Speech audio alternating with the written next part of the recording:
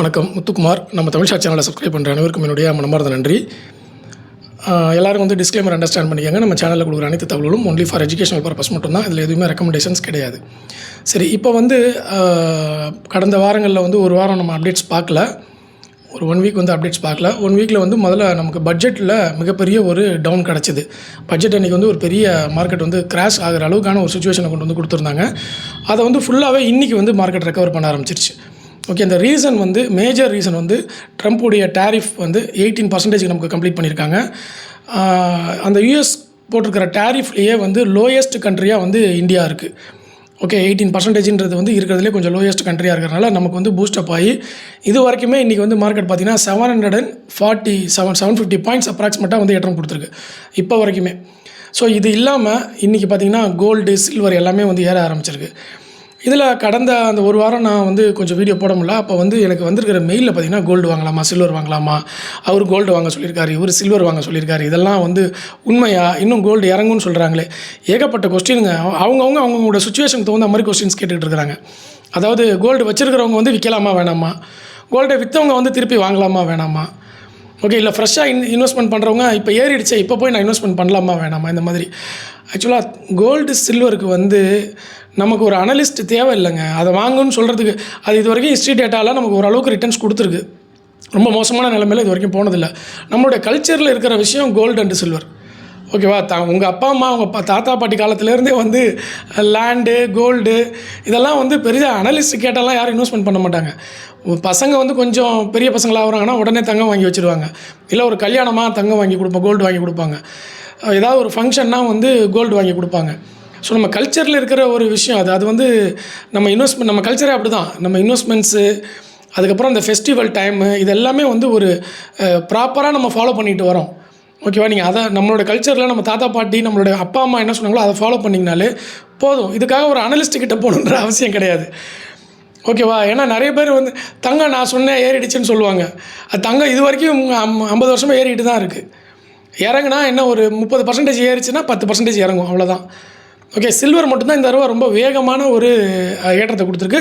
காரணம் சில்வருடைய பயன்பாடு அதிகமாக இருக்குது. சோலார் பேனல்லாம் இனிமேல் வீட்டுக்கு வீடு வரப்போகுது முக்கியமாக. அதனால் பேட்டரி வெஹிக்கிள்னால இவி வெஹிக்கிளுக்காக கொஞ்சம் டிமாண்ட் இருக்குது.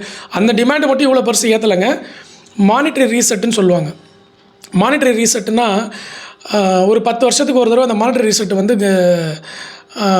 பண்ணிக்கிட்டே இருப்பாங்க. வேர்ல்டு பேங்க், ஃபெடரல் இருக்காங்க இல்லையா, அதாவது உலகம் பூரா இருக்கிற பணத்துக்கு எல்லாத்துக்குமே சொந்தக்காரங்க அந்த ஃபெடரல் தான், ஃபெடரல் ரிசர்வ் தான். ஓகேவா, அவங்க பணத்தை கொடுக்கும் பொழுது அந்த பணத்தோட மதிப்பை ஸ்டேபிள் பண்ணுறதுக்காக மானிட்டரி ரீசெட் பண்ணிக்கிட்டே வருவாங்க. அந்த மானிட்டரி ரீசெட் பண்ணும்போது சில நேரங்களில் வார் நடக்கும், சில நேரங்களில் பண மதிப்பிழப்பு நடக்கும். அது அவங்க எடுக்கக்கூடிய விஷயங்கள் பார்த்திங்கன்னா, வார் வந்தால் அவங்க மானிட்டரி ரீசெட் பண்ண முடியும். ரெண்டாவது, பண மதிப்பிழப்பு வந்ததுன்னா மானிட்டரி ரீசெட் பண்ணிக்குவாங்க தேவைக்கு ஏற்ற மாதிரி. அதுக்கப்புறம் தங்கத்துடைய வேல்யூ அதிகமாகும் பொழுது அதுவும் மானிட்டரி ரீசெட்டுக்கு பயன்படும். ஆனால் முழுக்க தங்கத்தை பேஸ் பண்ணி ஃபியட் கரன்சி கிடையாது. நம்ம எல்லாருமே டாலரை நம்பி தான் இருக்கோம், யூஎஸ் டாலரை நம்பி தான் இருக்கோம். நம்ம சொல்லிக்கலாம், நம்ம கண்ட்ரியோட கரன்சி தான் நமக்கு முக்கியம், நம்ம கண்ட்ரியில் இருக்கக்கூடிய ப்ராடக்ட்ஸ் தான் முக்கியம், அதெல்லாம் சொல்லலாம். பட் உலகமே அதை ஏற்றுக்கிச்சு, நம்ம கண்ட்ரியும் அதை ஏற்றுக்கிட்டாங்க. இப்போ டாலரை பேஸ் பண்ணி தான் எல்லா நாட்டுடைய கரன்சியும் இருக்குது, தங்கத்தை பேஸ் பண்ணி கிடையாது.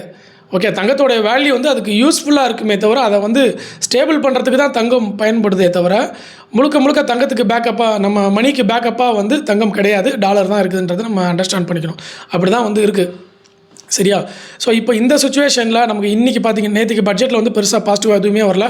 ஒரே லைன் தான் மார்க்கெட்டை ஒரு 1 ஹவரில் கிராஷ் பண்ணி விட்டாங்க. என்ன பண்ணாங்கன்னா, அந்த எஸ்டிடி சார்ஜஸ் போட்டது. எஸ்டிடி சார்ஜஸ் போட்டனால ரீட்டைல் இன்வெஸ்டர்ஸ்க்கு ஒருபோதும் பாதிப்பே கிடையாதுங்க.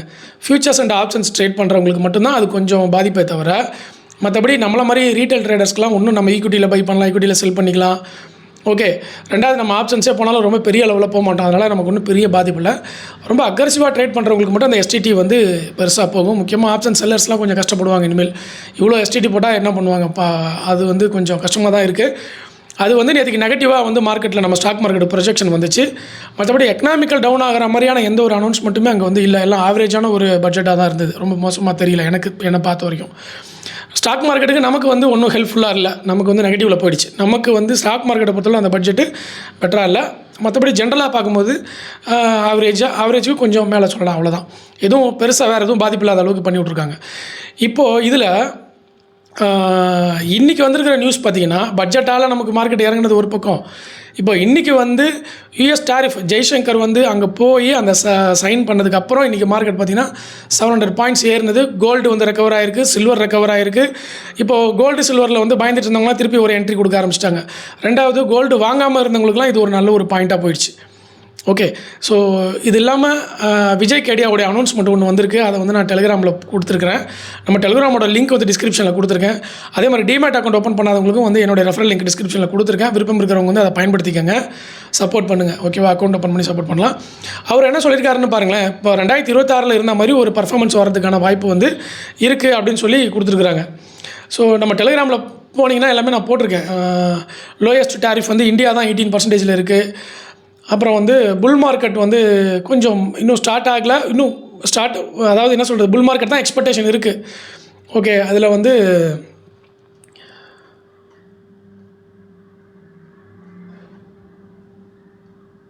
ஓரளவுக்கு 2026 அளவுக்கு வந்து நம்ம எதிர்பார்க்கலாம் அப்படின்ற மாதிரி போட்டிருக்கிறாங்க.